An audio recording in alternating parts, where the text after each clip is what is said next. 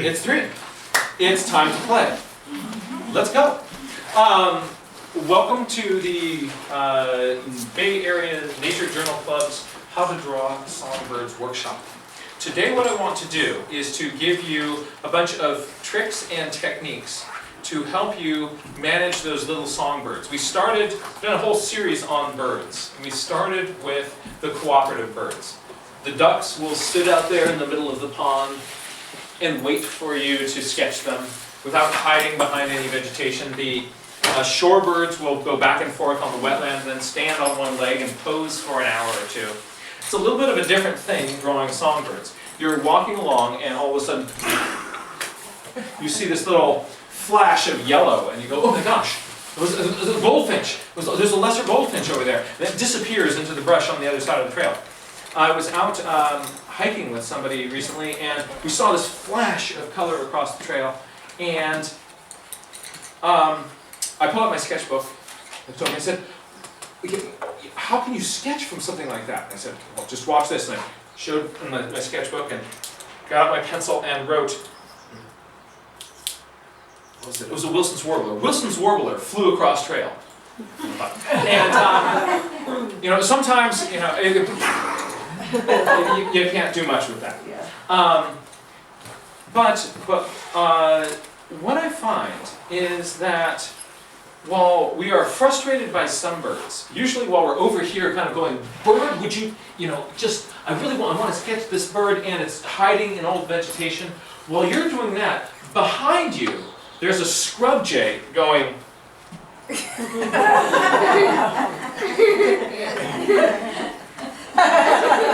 right? And getting this whole scrub jay thing on, but you're focused over here. And what we don't do is we don't pay any attention to the cooperative birds. Oh, I've already seen a white-crowned sparrow before, right? And there's this white-crowned sparrow singing its heart over here, and so you're trying to get down in the bushes to see something else. But what nature freely gives us, we don't appreciate, and we don't take the time to draw and sketch. So my first thought is that with your sketching, really take advantage of the birds that are in your garden, that are by the side of the trail, that are cooperative. And you'll have a lot more success. And what you can do is really build up your familiarity, your comfort with drawing things that you know. If you get really, really good at drawing brewer's blackbirds, the proportions, the postures of brewer's blackbirds will stick in your head. And then when you see another bird, you'll be able to say, oh my gosh, that bird has a really big head. And it jumps out to you because it's big or small relative to something that you know really well, the brewer's blackbird. That gives you this baseline. It's just like when you're drawing ducks. You get to know the mallard really well. That's your baseline for judging big bill, small bill. So get to know some local players, the birds that come to your garden all the time. Those are the ones you want to sketch all the time. So if you are doing that on a regular basis, you're training yourself to draw all these little birds, so when the rare, unusual thing does pop up and you briefly get to look at it, you're much better able to then be able to draw and sketch it. In this, the big trick is getting yourself to have your journal out and drawing all the time. That's why in our last class, I gave you the challenge, whoever draws the most between then and now wins a prize. Right? And so what I want to find out is, did anybody take us up on that? And people have been drawing up a storm? Okay, a few folks. Excellent. So remember, we're not worried about how, who's going to draw the prettiest picture or anything like this. This is just by number of drawings. So how many drawings? 4, right? It's a great start. Right. So, and what about yourself, sir? We're counting. We'll have a number. Lena, I know you've been sketching out the storm. Can you give us an approximate number? Probably 20, I would say. Excellent. All right. 7. So it's to be a competition between Lena and her 20 and whatever you guys come up with. 8. Right. We will see. But that's what you want to do. You want to think of what can you do to get yourself sketching all the time. And if your routine has you sketching 3 times in a month, think of what can you do to get that to 10. 10. Excellent job. Excellent job. He wins because it's really amazing. No, you should. No, it's true. He took you seriously. Awesome. Excellent. Excellent. So, how many? 28. Wow. Ooh, nice. And so, hey, welcome you guys. So how many drawings did you do between now and the last Well, time? right, did 8. You've got 8? 5 or 6. 2? Great. And how many? Like 3 or 4 or 5. I don't know exactly. 3 or 4 or 5. Great. So those are all good, but I think that the champ, 28? Yeah. So it really is a numbers game. If you are pushing yourself just to draw a lot and not worrying about having to draw a beautiful portrait, you are going to open up your brain to developing these skills so much more quickly. And so I want you to now challenge you in this next month to use that momentum and keep it going, right? Don't just sort of think of where can I, in the course of a month, sort of find the time just to do a little bit more drawing.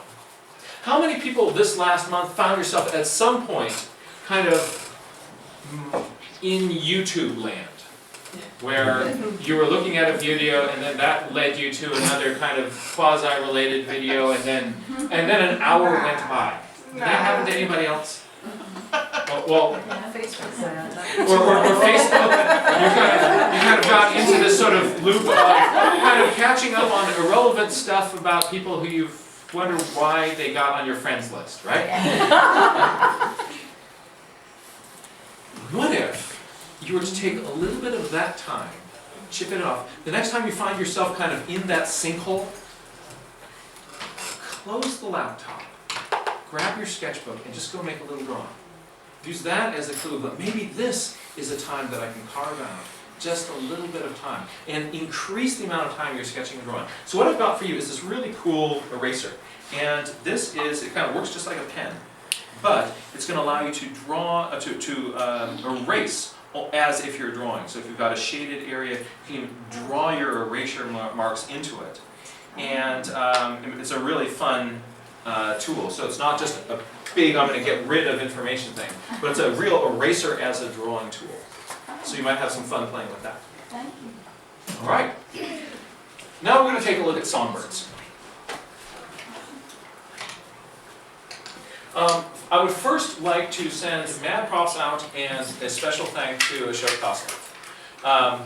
His website, Songbirds, is an absolutely beautiful collection of nature photography. And he's allowed us to use those sketchbooks, those photographs for this workshop.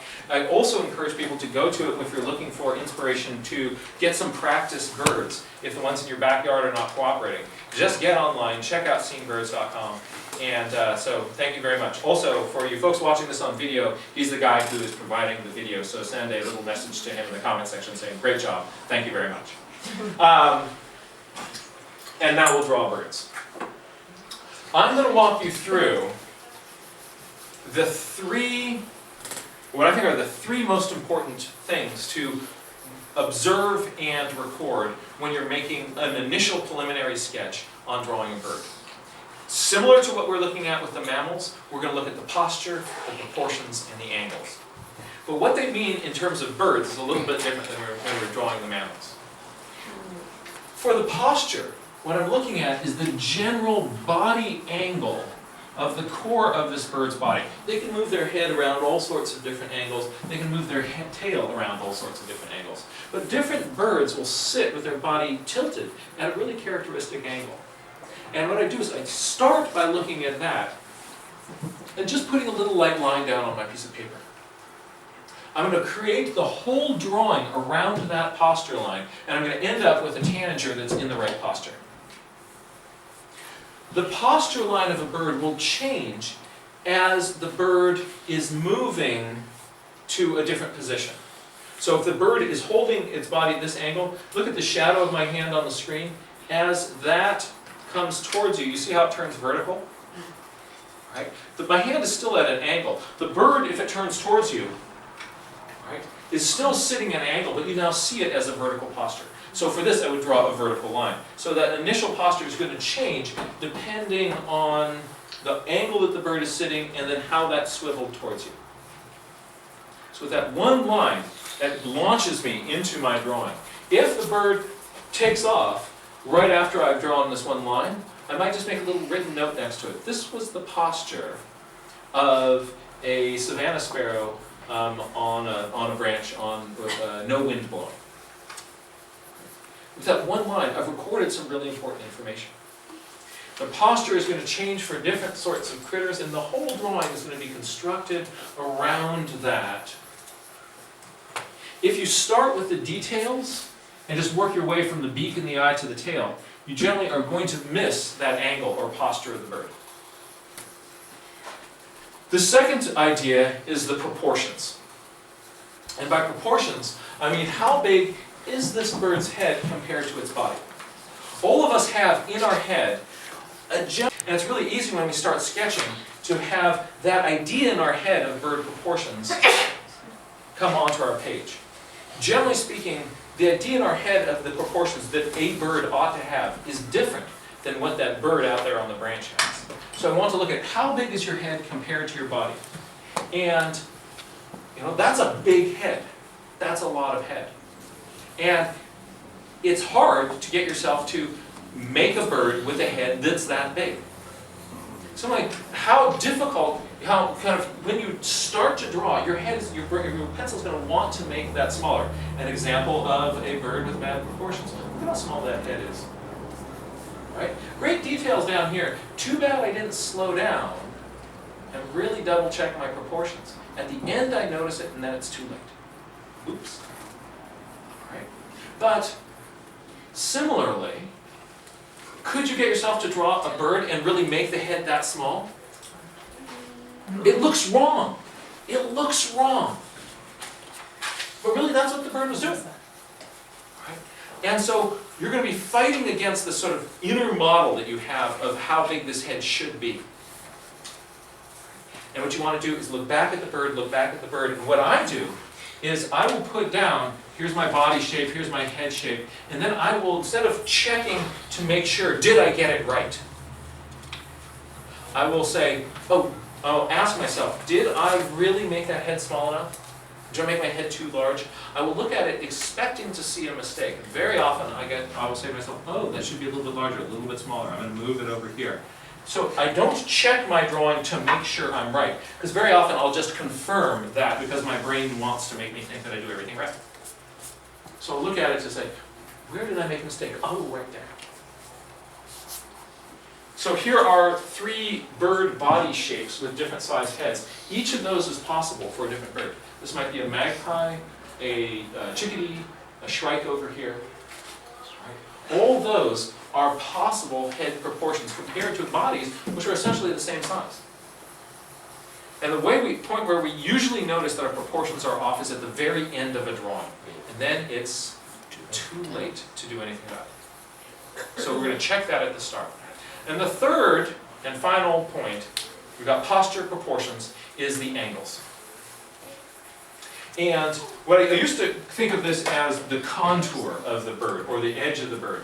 But I realized that angles is a little bit more specific, because I'm not just want to get to look at the shape around the edge, but what I want to do is to really see where there are these little inflection points where the shape of my bird turns corners.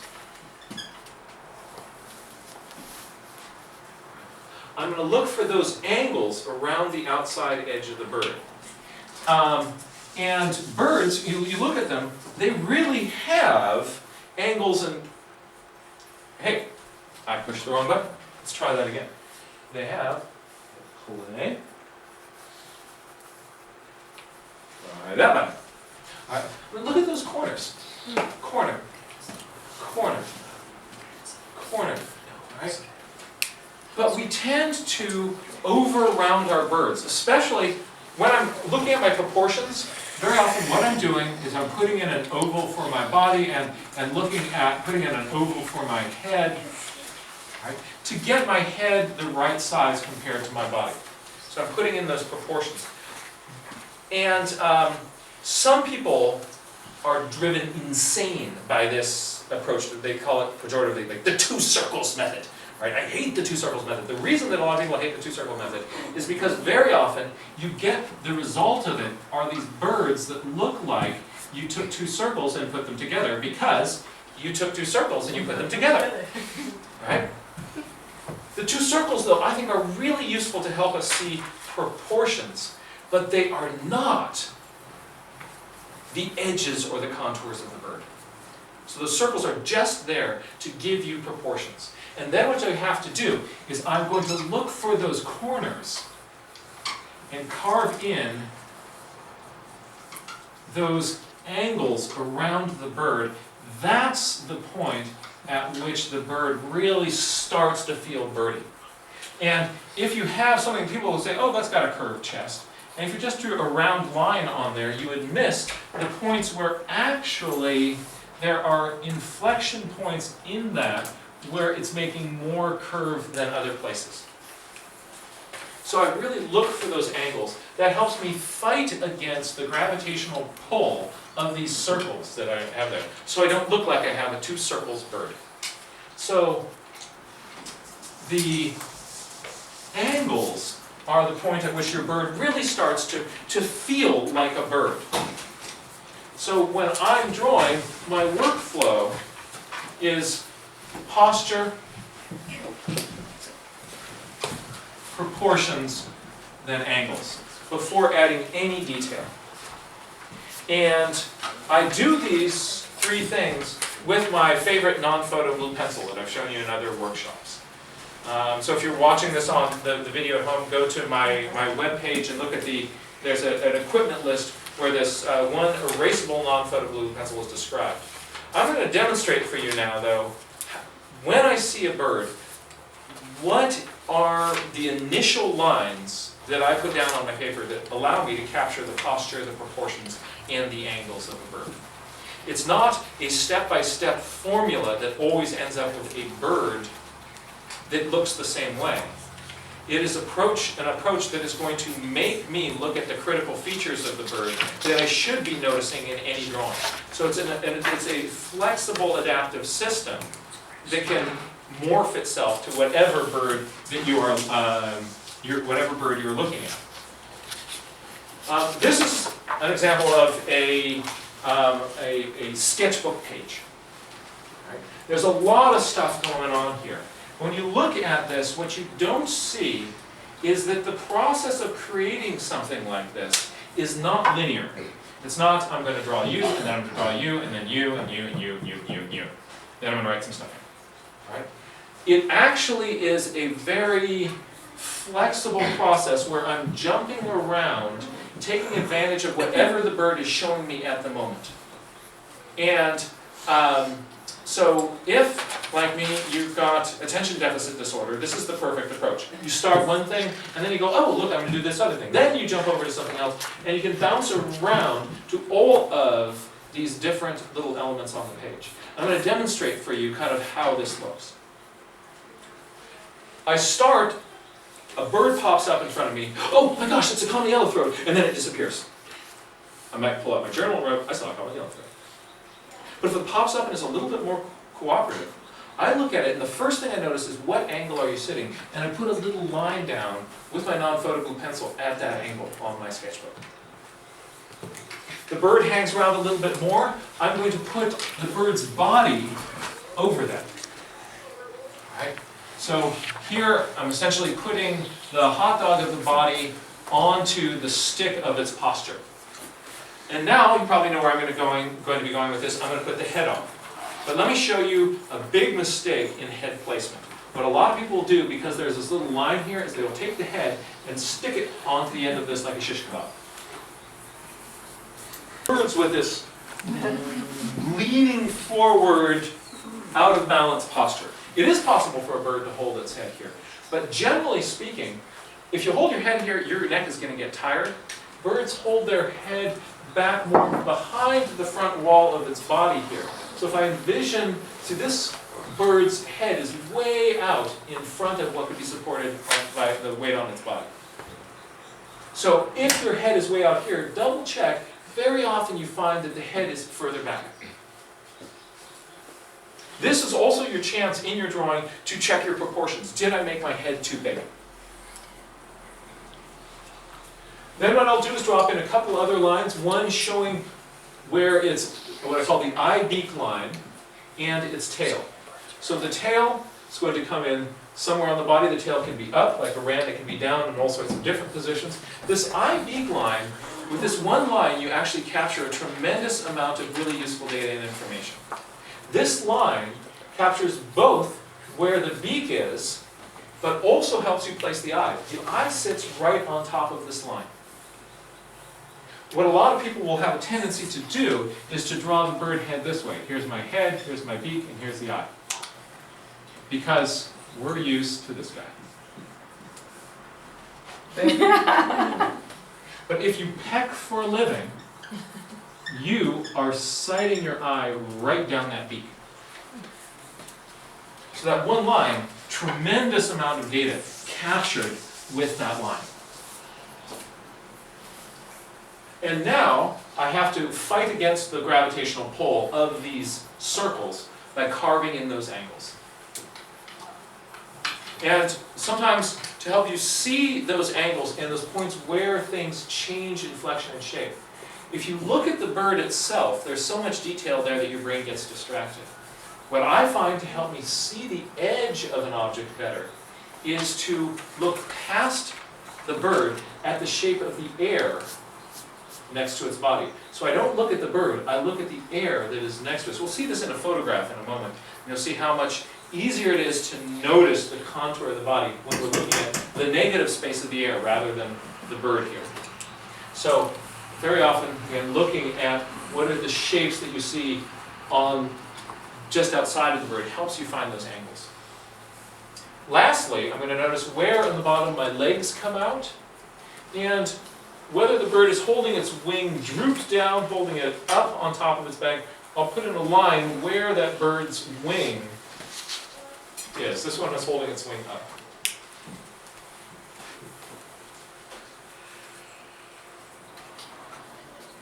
Now I'm about ready to get out my graphite pencil, and I would draw right on top of this framework.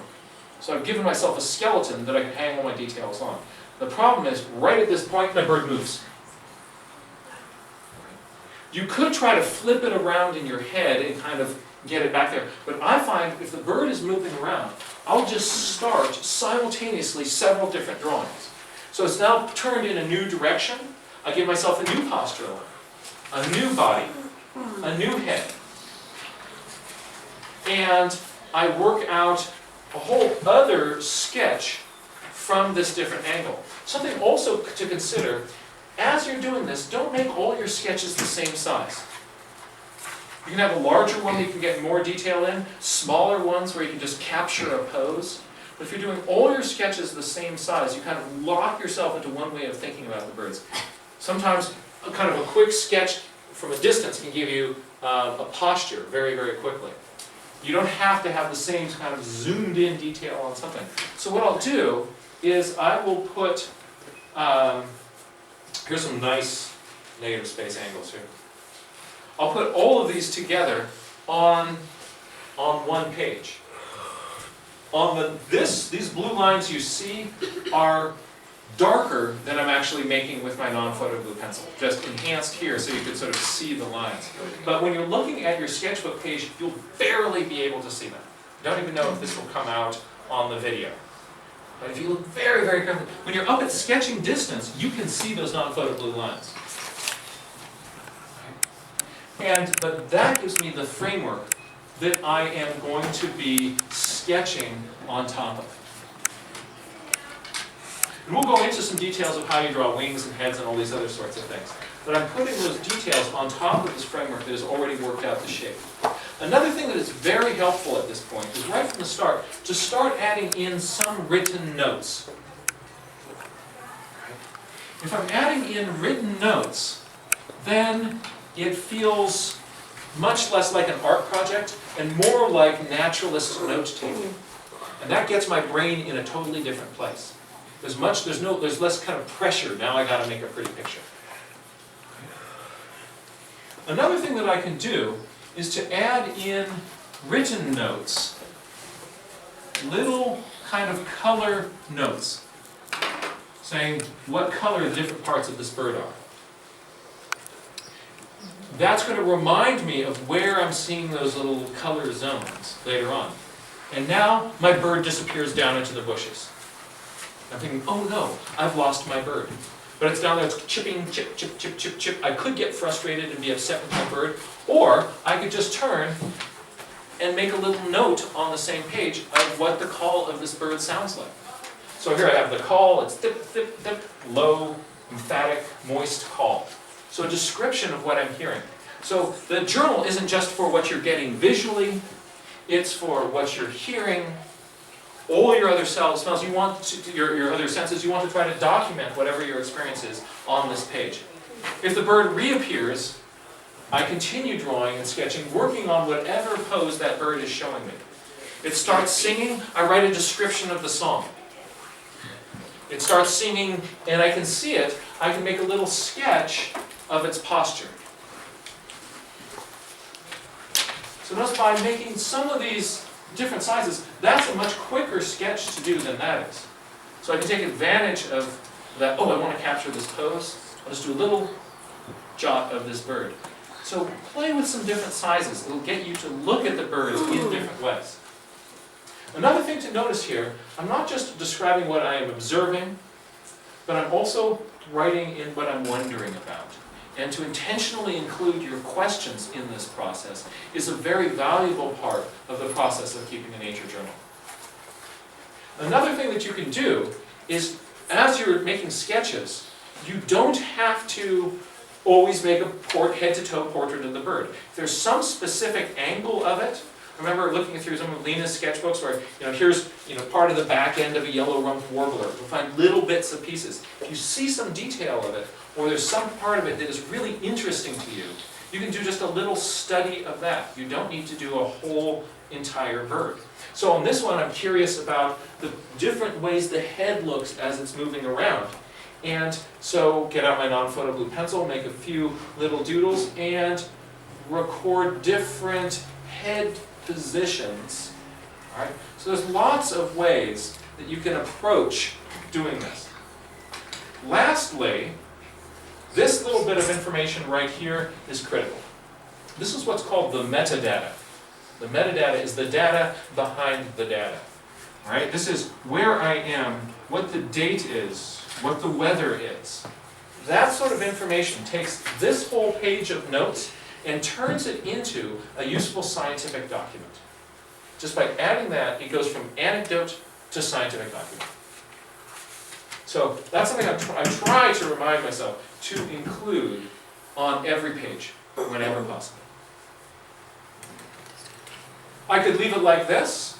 I personally like to add a little bit of watercolor when I'm out in the field. Generally, my approach with watercolors, I'll start with just putting in some shadows and then working from lighter colors to darker colors. So a little bit of the buff sides of the breast, and I'm going off of the little color keys that I've written for myself around the edges of this bird. So if the bird is flown off, I have this as a reminder of everything that I was seeing. I find that things usually don't stick in my head that long.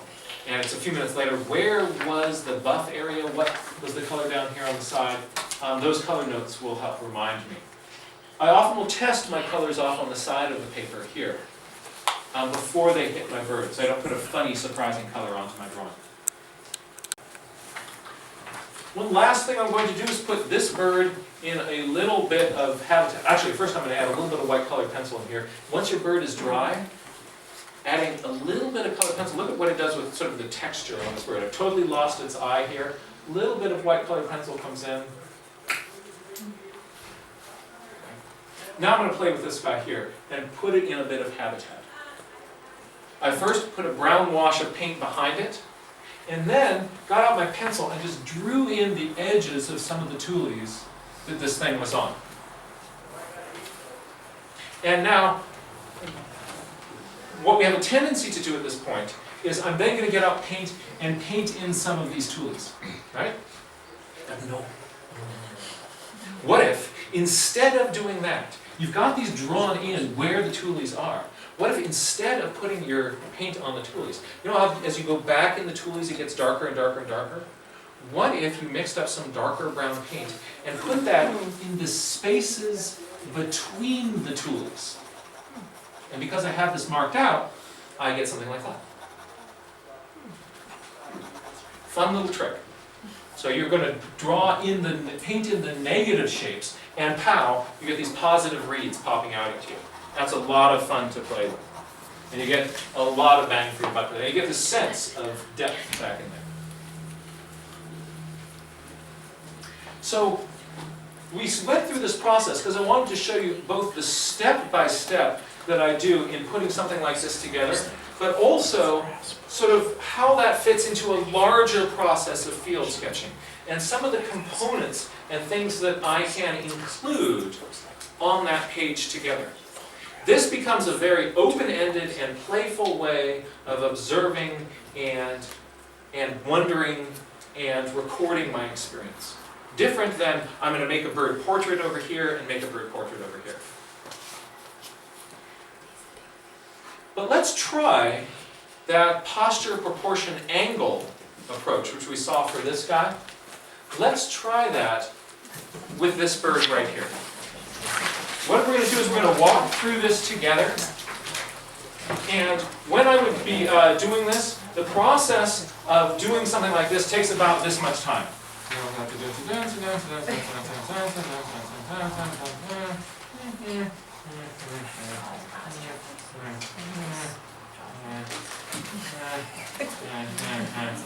Right? So it's a fast thing, right?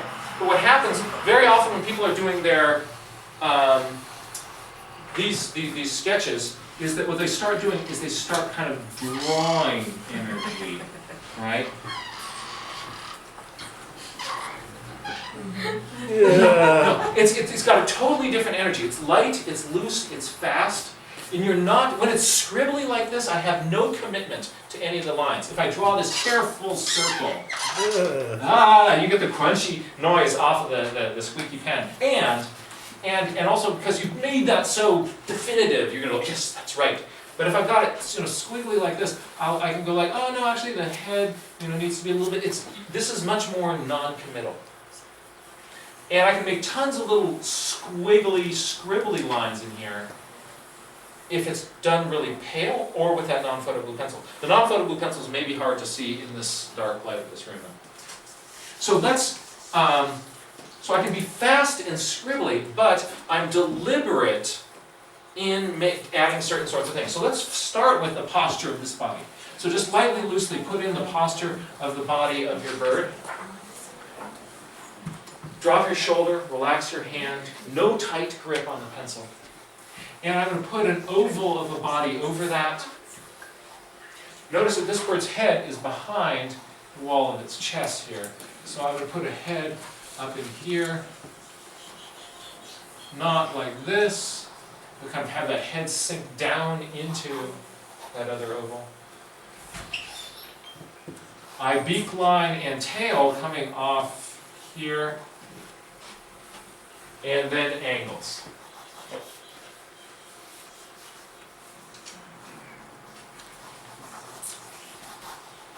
Big ski slope in the back.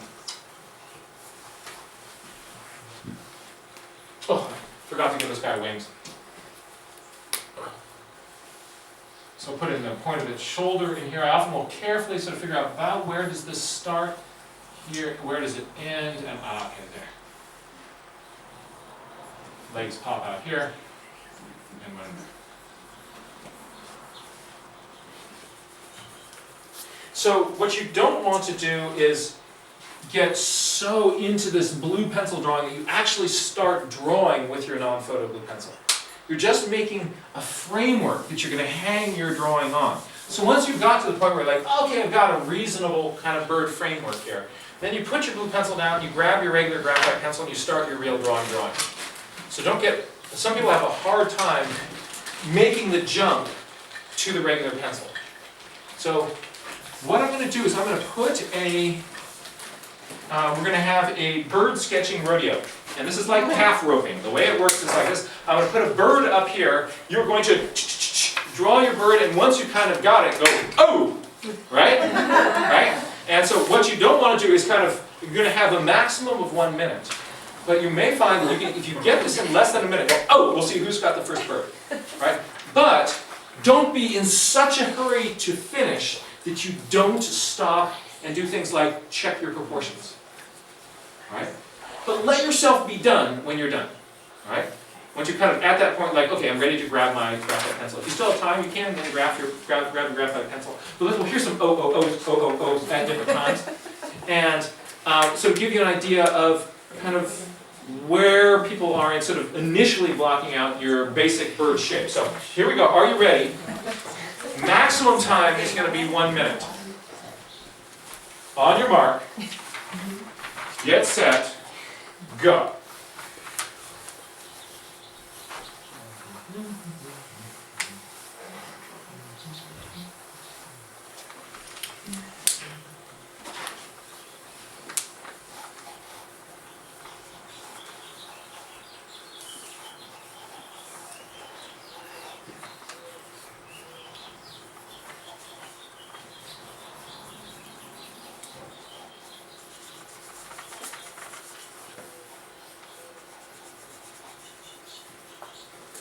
Oh!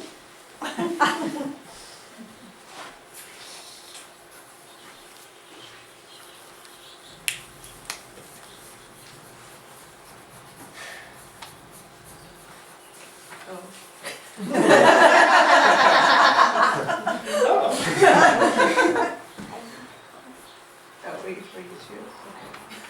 Okay.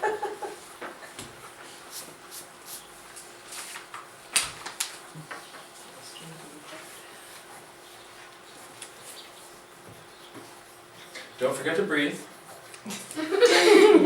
Relax your shoulders. I think this guy's been on there for more than a minute. I forgot to check.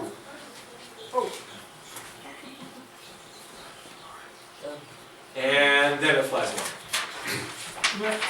Alright. So let's try it again with a different bird. But this time, here's the challenge.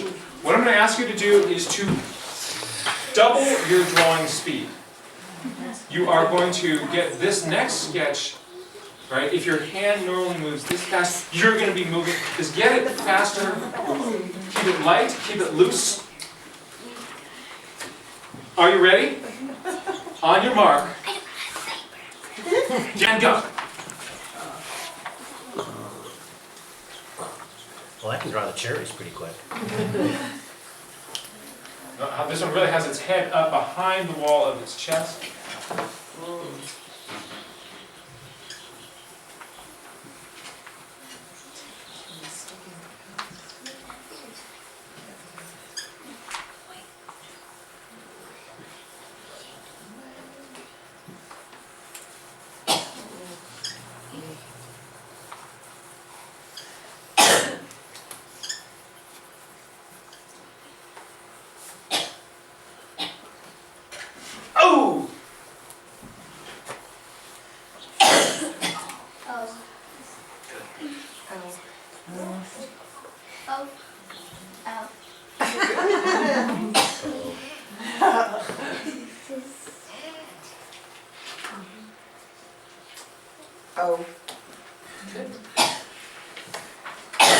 What we don't want to do is sort of have this part become something that gets precious. We want to be intentional about it, but not let it become something that we get so wrapped up in that it slows down our process. But we do want to make a really solid scaffolding.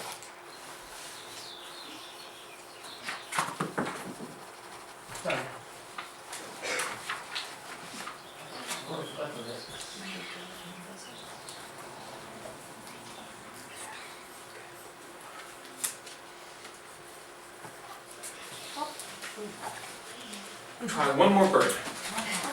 All right? Now, on this one, take a big deep breath. as you're doing this, if you find yourself kind of like, oh no, there's pressure, and you tighten up, right? Let it go. Let it go. Drop those shoulders. Okay. And you just be relaxed, be loose, and as you're doing this, try to get yourself, instead of spending a lot of time in this kind of sketching, you should be looking at the screen more than you're actually looking at your paper. So if you're spending all your time like this, it's all becoming about what's here. This initial stage of the drawing is really looking at what's there. So notice how much you're looking there at the bird versus looking down at your hands.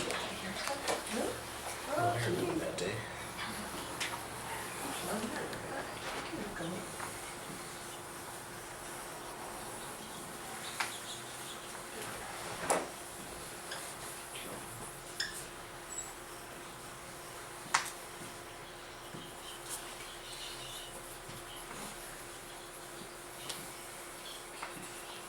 I like that angle on the back. Ow. Oh, nice. Nice. Oh. Very good. You beat me.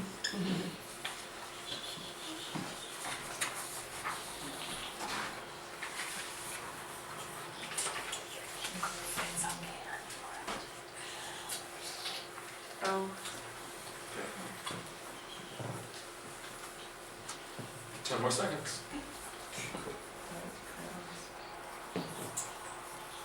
Ow.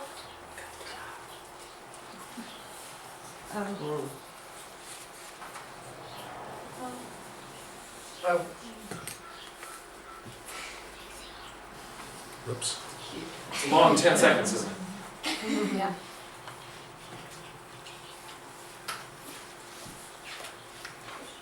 So if you have that kind of framework, you can then start to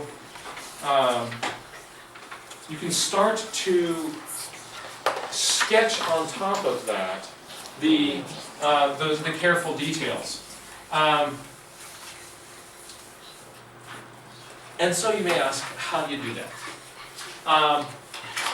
What I want to do is, in this workshop we don't have time to go through all the kind of interesting and detailed points on a bird, but I do want to focus on two little areas.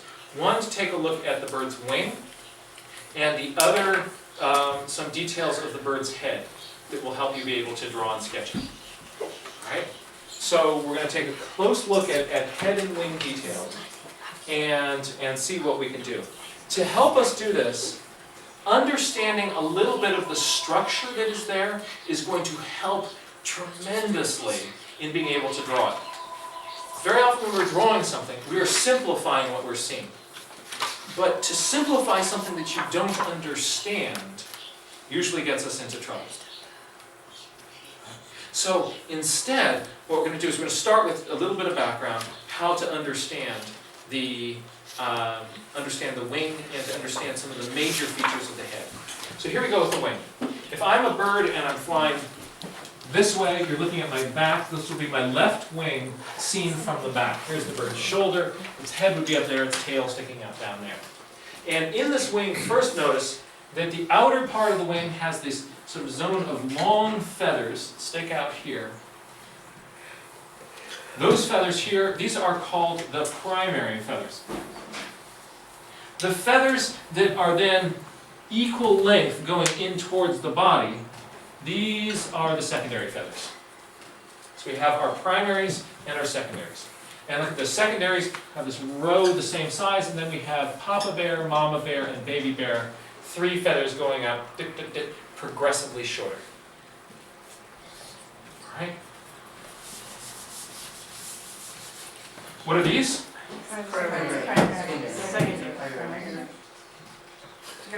Okay. Now, there's also a zone of little feathers on the top of the wing. These feathers are collectively called the covert feathers. So if a bird hits a fence or a wire, breaks the wing, you bring it to the rehab facility and they start to do a little operation repair in here. That's a covert operation. Now, the coverts that are over the primary feathers have a special name. Those are called the Primary cover. Primary coverts. And the coverts that are over the secondaries are called the, good. So what are these? Secondary. Coverts. Primary cover. Coverts. Primary. Secondary. Secondary coverts. Great. So secondary coverts, they often have kind of clear wing bars on them, not always. But when you see wing bars on a bird, what you know you're actually looking at is those secondary coverts. So that provides us with a really useful landmark in looking at, when we look at a wing and you see, oh, look, wing bars, say to yourself, secondary coverts, right? Also, notice this about the secondaries. You have 1, 2, 3, and a whole pile the same length. When you see that, think secondaries. We're now going to take a look at what happens when this bird folds its wing up. First, follow the primaries. They make this thin wedge down here. Follow the secondaries. They make a box on top of those primaries. So here's a very simplified wing drawing. I have primaries sticking out the bottom. I have secondaries in a box on top of that. Now let's take a look at the secondary coverts. The wing bars, they make a curve up at the top. If I've got clear wing bars, I see those two curves there. All right? So they are going to cover up that area there. So there's a very simplified wing. Coverts in here. Primary coverts really get no respect in this world. In the folded wing, they end up being just a very, very small part of what we actually see. And so for these purposes, we're just going to ignore them. What we want to focus on for this workshop is that I've got my primaries, I've got my secondaries, and I've got my secondary coverts.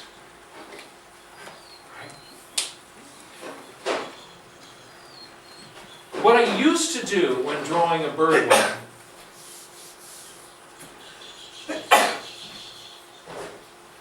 is I would start by drawing in all the feathers in the wing. And if you look through my field guides, you'll see a lot of birds drawn that way. The result now, when I kind of look at it, is that some of my bird wings kind of look like zebra stripes. Right? Like little fence posts put in because there is these black edges really pop out and show up too much. So I think understanding the bird wing enough so that you can make a diagram like this is excellent training. Really, really good training. But then, when I'm drawing my birds, I'm going to step back from that. And what I'm going to try to do is figure out a way of suggesting the wing detail without drawing in all the feathers. Right? And so, let's take a look first at this one here. See the secondaries and the primaries? Right? It's a very sort of simplified wing, just with shapes and value. Right? Very simplified wing over here. So instead of drawing in all those feathers, I'm just working on those primaries and secondary shape. I don't even have a suggestion of the coverts in here. It's a very simplified wing, but it works. This one, zooming in, a little bit more detail. I can see my suggestion of the primaries, the secondaries, and the coverts in here. Kind of got a lot of bang for my buck by putting a little hint of some edges with my white colored pencil in there. But that's sort of a stylized, simplified wing. But it's informed by an understanding of what's there. So a great exercise to do is to look at birds and sort of try to come up with ways that you can simplify that wing shape. And if you can identify the primaries, the secondaries, and the secondary coverts for yourself on the wing, you're doing great. Even this works as a wing. The smaller you're making your drawing, the more far away the bird is, the less you can see. If you look at the birds outside the window there, I cannot from this distance see their feather edges. But we think in my drawing I need to include all this stuff that I can't see. If I get a glimpse of You know, in this photograph, I can see a little bit better, but this, you could drive yourself nuts trying to draw in all these little feather edges.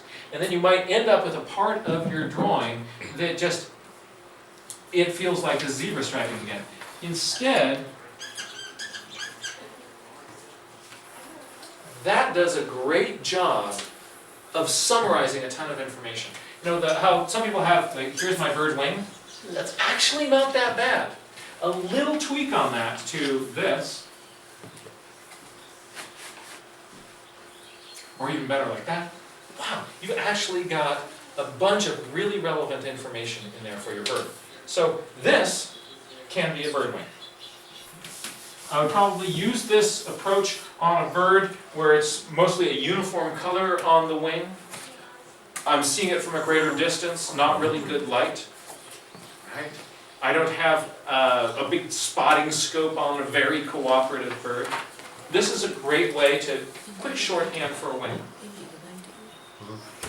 On this bird here, you can see the line of those coverts really well. So this bird, I've got my primaries, I've got my primaries and secondaries, and my coverts. That would be a great way of sort of summarizing that information on the bird. One other thing that you should notice here on this bird is take a look at, when I look at a bird in the field, there are two things that I really try to get myself to focus on. One is, does it have wing bars? This one doesn't. The other is, how far do the primaries stick out beyond the edge of the secondaries on the wing? That is a really useful characteristic. And there isn't like a generic way that birds have it. It's going to be different on different species. So I want to intentionally look right there. And look at how much further this one sticks out than that previous bird. All right, so here, my secondaries, my primaries sticking out underneath them. What's the evolutionary or physiological advantage of having longer primaries? Or having Longer primaries give you extensions? greater thrust in flight, I think.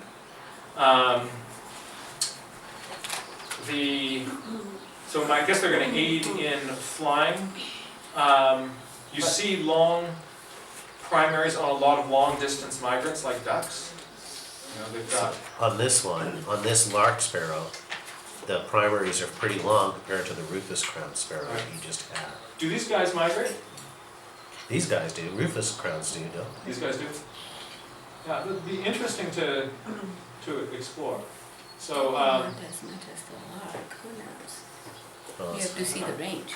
okay. it'd be interesting to do a little study comparing the lengths of these with how long birds are migrating. Okay. So here is sort of the evolution on that same wing, right? I've got a suggestion of the covert feathers of the secondaries and the primaries. Some birds also have on that 1, 2, 3 feathers, that 1, 2, 3 feathers of the secondaries here. Look at how those Papa bear, Mama bear, and baby bear feathers on those secondaries have very bold white margins on them. Sometimes those 3 feathers really stand out well. And so what I do, all right, there you go, is I can also sometimes put those into a little sketch. So often now I find myself kind of using a system like this for kind of simplifying and thinking about the wing. These are places where, you know, often these sort of bigger sort of shadows, kind of just a little hint of that detail in the wing goes a long way. And I don't have to noodle in every feather and end up with that sort of zebra wing that I was getting before. Now let's talk a little bit about bird heads. Oh, and by the way, I'll put up a bunch of these drawings also as step-by-step blog posts for people who'd like to see these again. Let's take a look at bird heads. This version here, just the eye and the beak. There is eye floating in the middle of kind of a wasteland. But just as there's structure in the wing, there's also a lot of structure on the head. If you know a little bit about bird head structure, it really dramatically improves your bird heads. So what we're going to do is, normally you look at something like this, you go, ah! Right? How do you start with this? You need a few landmarks to dive into something like that. So what we're going to do is we're going to add a few line marks to the face of the bird that are pads of feathers that typically reliably show up. And these are what are called feather groups. And we're going to learn 3 feather groups. And these 3 feather groups will dramatically improve your ability to sculpt and draw bird heads. So let's, on our notes, let's draw in a little bird head. And what I'm going to do is have a beak, my head here. The eye is going to sit on that same line, a little bit closer to the front than to the back. And now I'm going to attach my beak to my head. So I'm not going to go like this, kind of the carrot and the snowball. The feathers here kind of pooch out into the beak a little bit. Similarly, the feathers on the bottom, there's a little bit of an angle down here. These are going to curve up, making a little M shape there. Here.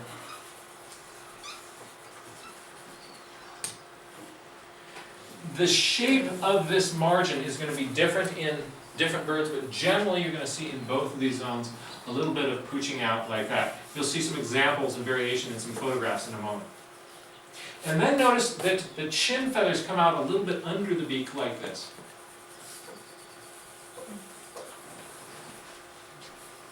So there's my little bird head for starters. I'm going to add 3 feather zones to this, 3 feather groups. The first is a little area of small feathers that go around the eye. These may be differently colored and referred to as an eye ring, but even if those feathers are the same color as the rest of the bird, you'll see a real difference in the texture. They're short, bristly feathers, so it doesn't get feathers in its eye. Just as they have a special set of feathers around their eye, they also have a special set of feathers over their ear. Their ear is somewhere down in here, and there's an area of stiff, bristly feathers so that they don't attenuate sound that goes over that. And that goes out from the back of the eye, curves down along the side of the face, comes up, and connects into the corner of the mouth. That's called the ear patch.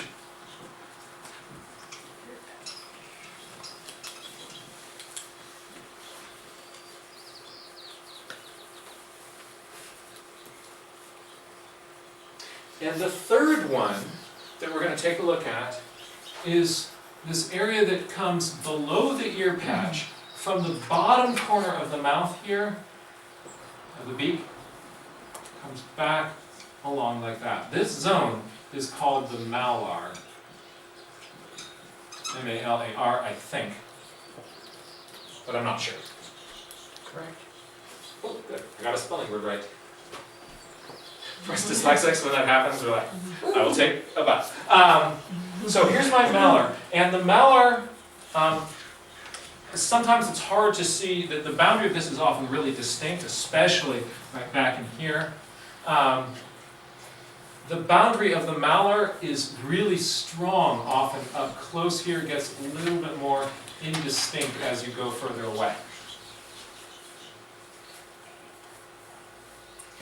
These 3 zones are really, really helpful because even if the bird's head is entirely gray or black or brown, you'll still see texture and angle differences at these spots.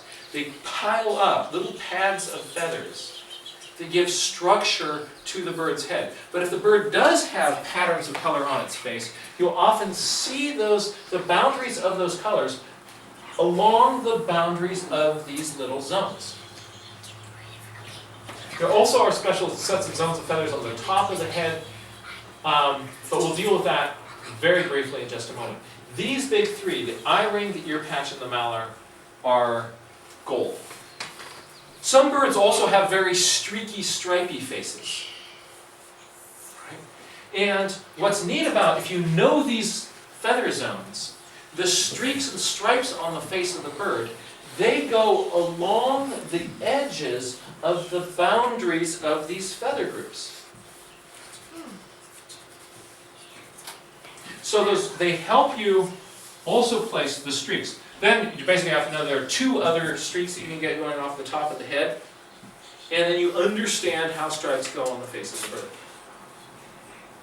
Birders love naming every part of the bird. They have a special name for this stripe, they have a name for this zone, they have a name for this zone, they have a name for this part of the throat versus this part of the throat. If you want to get into like incredible esoterica with that, open up the start of any bird field guide, and you can go deep with that. Page 2. But I think that learning the eye ring, the ear patch, and the malar is just a fantastic start for putting together your understanding of a bird head. With that insight, take a look at this. Does it make more sense, what you're seeing? Yeah. Can you see that ear patch? If you didn't know ear patch, you'd think, oh, that's just some random wrinkle in the gray side of the face. But no, that's a really big structural thing. And I know the malar is right below that. There's my white malar. Right? And knowing that really helps me able to draw my way around the head of a bird. Otherwise, I look at the bird, a bird head and says, oh, you've got a brown head, right, with some sort of weird markings on it. But if I'm looking for this, then I look at the same thing in a different way. Does this make a little bit more sense? Yes. What about this guy?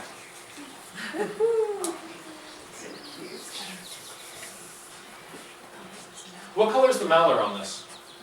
Yellow.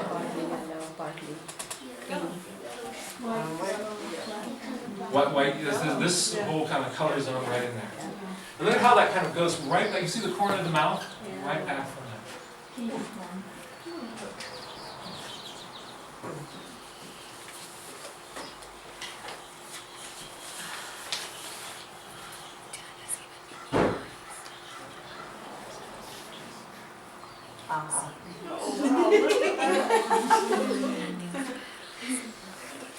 So these lines really make the expression that we see on the bird's face.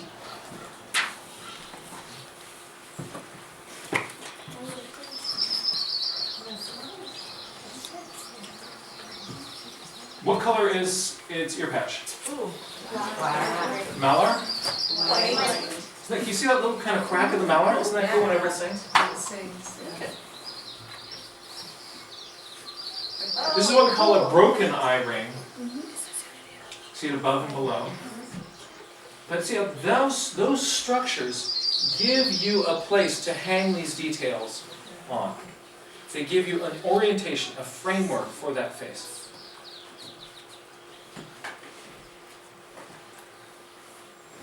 We're now going to take a look at one more step-by-step bird. But this one is going to get a little bit more complex. In these workshops, I like to have some material that is introductory, but also some material for people who have had a little bit more experience drawing. In this one, what we're going to do is we're going to deal with drawing a bird that we're seeing from a 3/4 angle from the front. So not just a straight profile. How do you deal with it when it starts to do this? Right? Instead of just the side view. Also, this bird is going to have a complex pattern on its chest. And how do we go about drawing that? All right? So, here's the bird we're going for. So, complex pattern up here, and a 3/4 angle. How do we go about dealing with that? The start is going to look really familiar. It's that posture, proportion, and angles.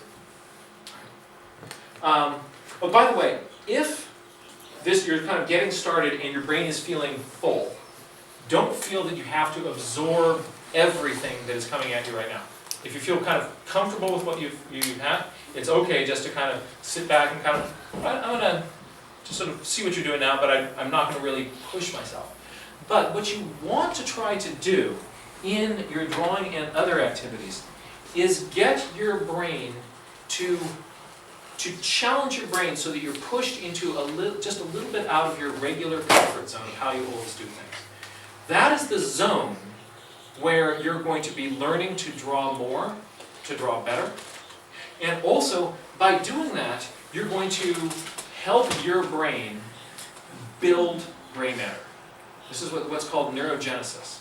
Our brains are constantly laying down new neurons, and if we task them with something that is difficult but still doable, our brains grow and improve.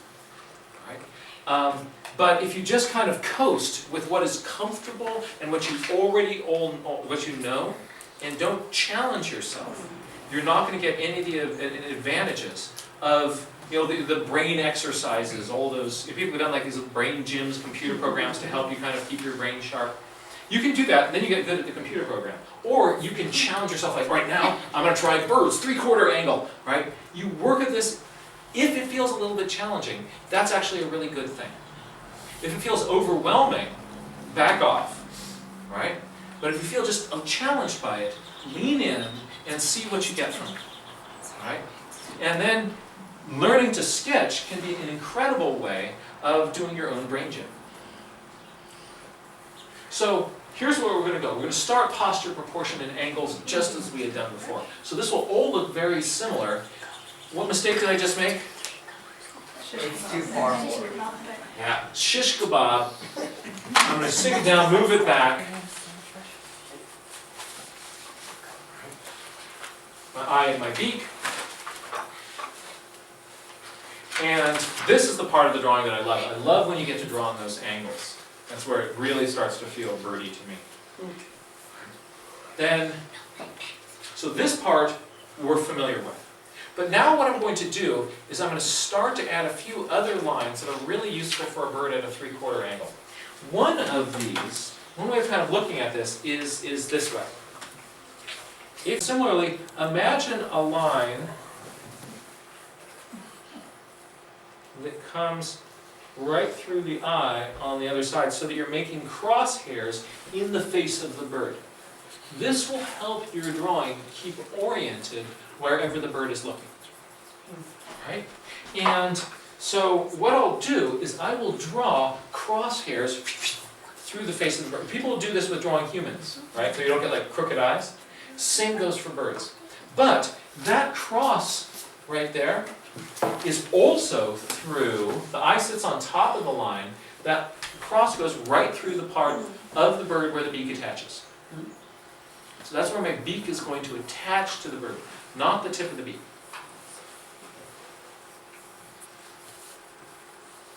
Similarly, for the front of the bird, imagining a line, I'm not going to draw on my shirt, imagine a line right down the front in the middle of the bird.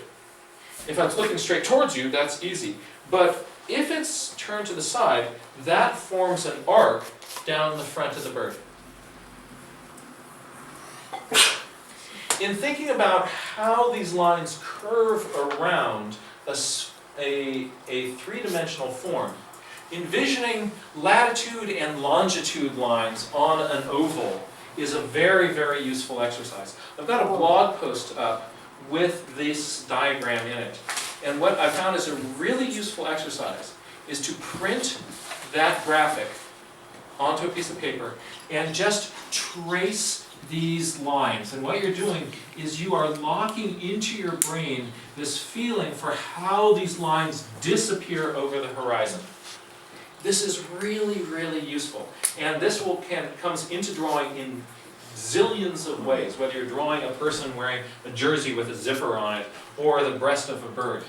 But notice how lines in here are coming, this one's coming straight down, these ones arc and disappear over the horizon, these ones are. So if this is the middle of my bird, lines on one side are going to, there's going to be a different shape to that arc that I'm seeing around it. You see, these lines are disappearing around one side, these ones here. So that then is going to help me put in the patterns on the chest of my bird. See how these ones are disappearing around the corner? These ones here are coming more straight down the flank of the bird. Coming straight down, disappearing around the corner. So just tracing those lines makes a big difference. And that's how you kind of block it into your head. Now I'm going to play with the shadows a little bit. A really useful tool for understanding the way that shadows go on a bird is to do a Google search for albino birds. Do a Google image search for albino birds, and you'll come up with all sorts of crazy images of birds without any melanin or pigment in their feathers.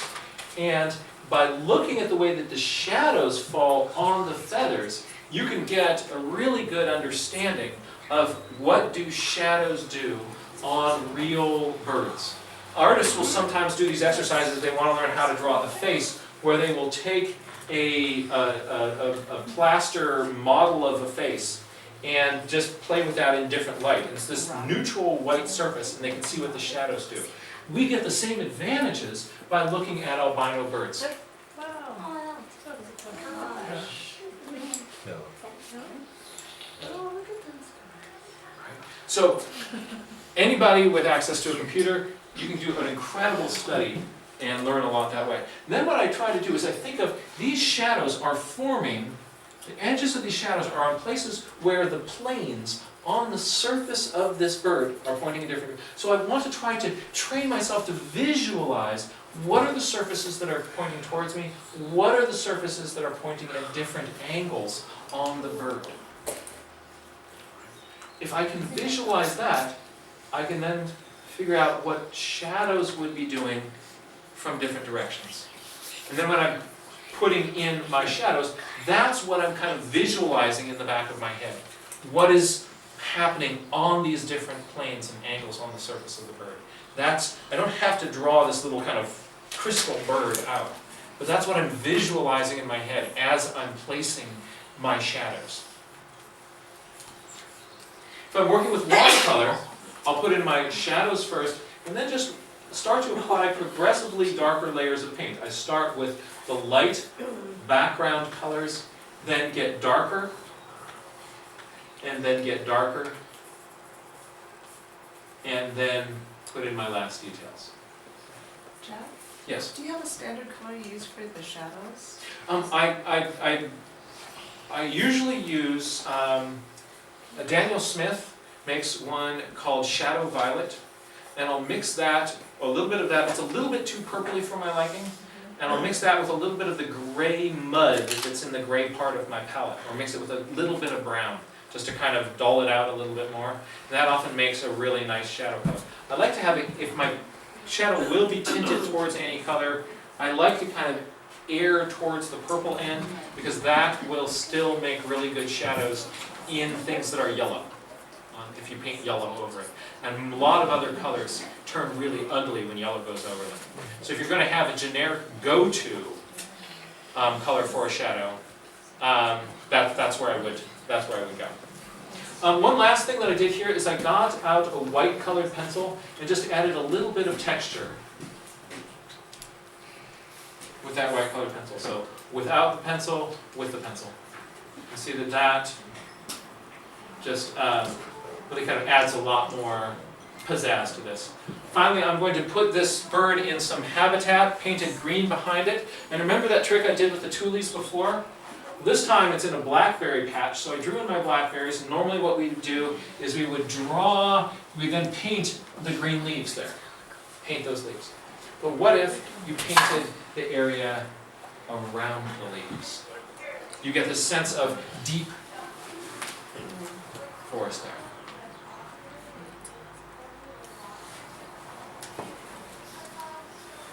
From seeingbirds.com, beautiful little song sparrow. Visualize how so you can kind of get your brain to see how the lines are disappearing around the corner, almost as if you can, well, you're getting really good at it now. So these things coming straight down here, these ones disappearing around the corner.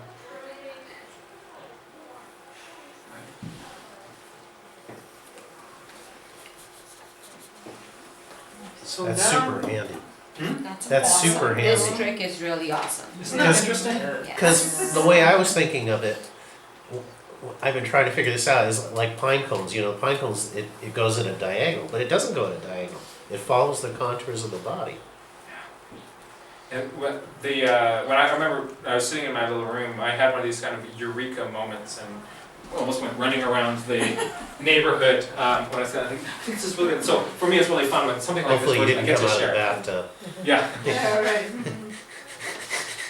yeah, you can get arrested for that now, but still, it makes for a good story. So now here's what we're going to do. I'm going to put a bird up here, but we're going to hang out at a bird feeder. There's going to be a bunch of birds popping around in front of you.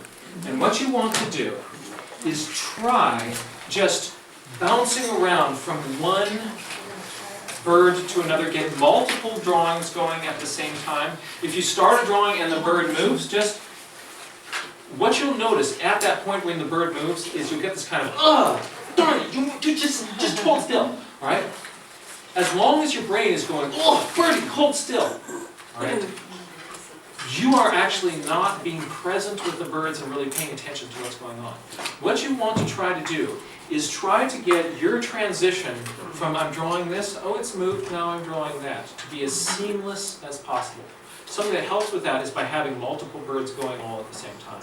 And just you see like you just kind of go back to whatever pose is there. If the bird is being cooperative for you, great, work with that. All right? If not, jump to that. All right? And at first you sort of just feel really, really distracted by those transitions. But see if you can make the transition from drawing one bird into the next, as smooth and seamless as possible. And what you'll find is you can then sit in front of a flock of birds and come up with all of these drawings, instead of having this aggravation of, oh, they keep moving. All right? Another thing you can do if you feel frustrated by something is just pick a little portion of something and try to capture just a little bit, like what is the shape that the hood of the junco makes from different angles. I'm not going to worry about the whole thing, I'm just going to try to get that shape. See what your brain comes up with. Right? So these will be a bunch of moving birds. And let's just give a try with kind of flow of moving from one to the next, to the next, to the next. All right? And are you ready? And by the way, don't feel bad if you kind of get this hit of like, oh, would you just hold still? All right?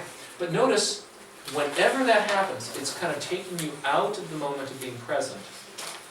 And if these birds were holding still, they wouldn't be being birds. Right? And thank goodness they're alive. And if you want to draw dead birds, okay. You can go to the Oakland Museum, they've got beautiful taxidermied specimens there that will hold still. But that's different than a real live thing. So let's see what you can get. And sort of just be aware of your own internal experience as the bird moves and let yourself move with it. Are you ready? Oh, is it here?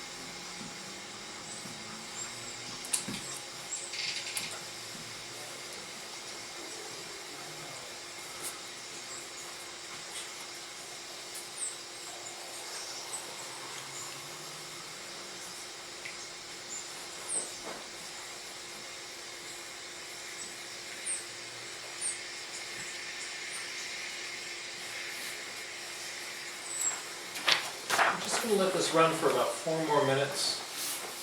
Let yourself bounce from one bird to another. One being really cooperative there, isn't it? But sometimes they will do that. And sometimes when a bird has been really cooperative for a while, you'll say to yourself, oh, if only I had started on that one earlier. But now it's probably too late. Maybe it is, but maybe it's not. But just let yourself start. And when it does go, you can just flow into something else.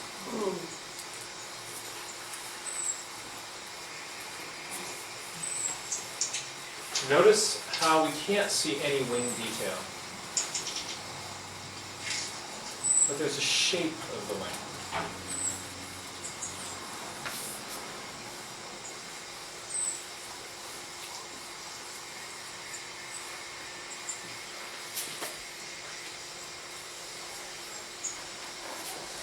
And you can see the eye of this bird. When I can't see the eye, I don't draw the eye. Just draw what I actually can see.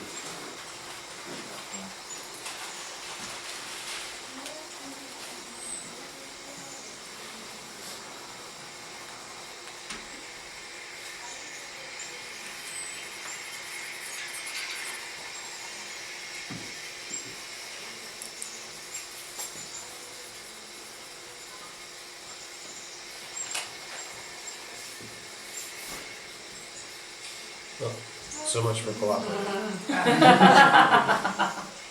So that was a pretty good run, wasn't it?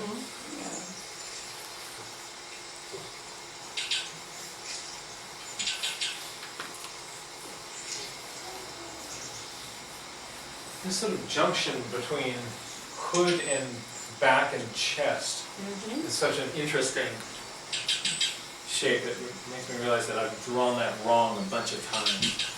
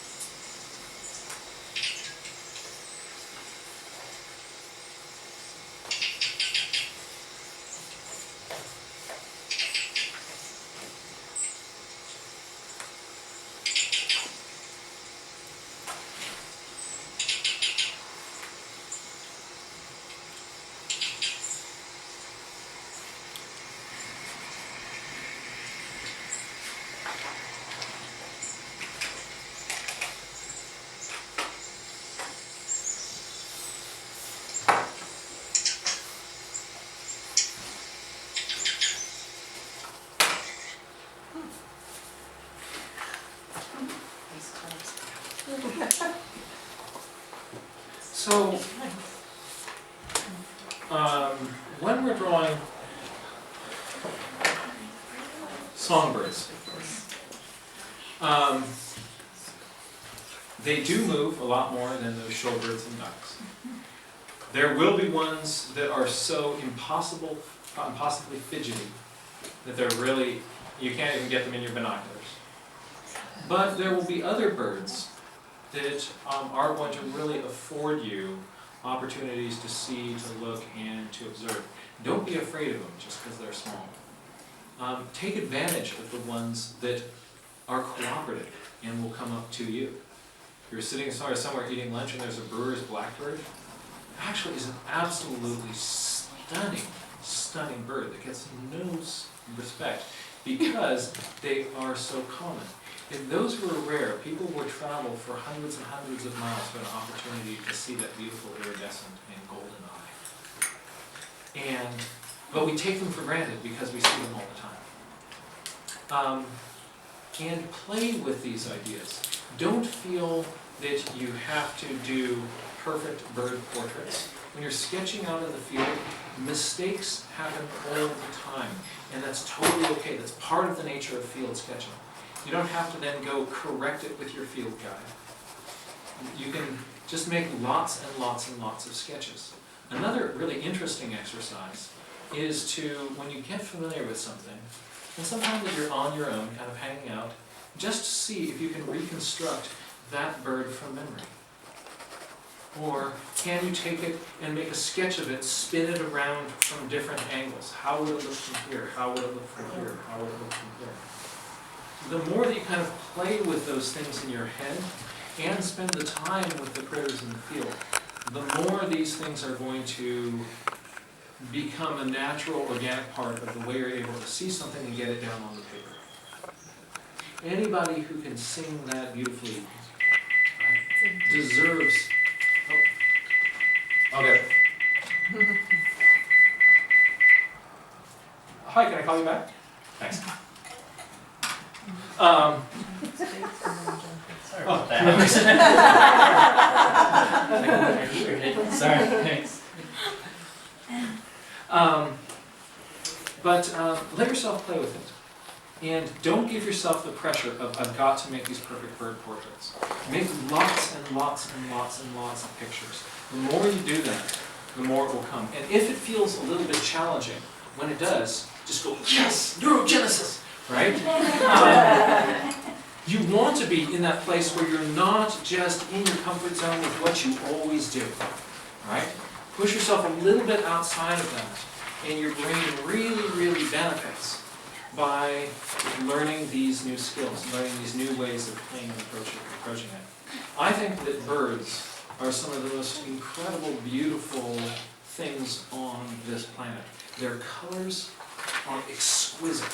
You get into these songbirds, they're incredible colors, incredible patterns, and they can fly, and then they'll make the most incredible, gorgeous, gorgeous music. And celebrating that in your journal is an absolute delight. How often do you get to use, like, I'm going to bust out my bright yellow, right? Some, brightest orange and these sorts of things. It's really, really fun. So have a great time with it. Keep sketching. Be fearless and fill up those pages. Don't worry about saving paper in your journal, right? There's no nobler thing than a tree could do after it's been cut down and turn itself get turned into a nature journal and allow you to do this. If you want to save paper, cut down the amount of junk mail that comes into your house. Don't worry about being a good ecologist and saving paper by sketching less. Get out there, have fun in nature, go outside, bring a friend, play outdoors, and I'll see you in the field. Thank you so much. Thank you.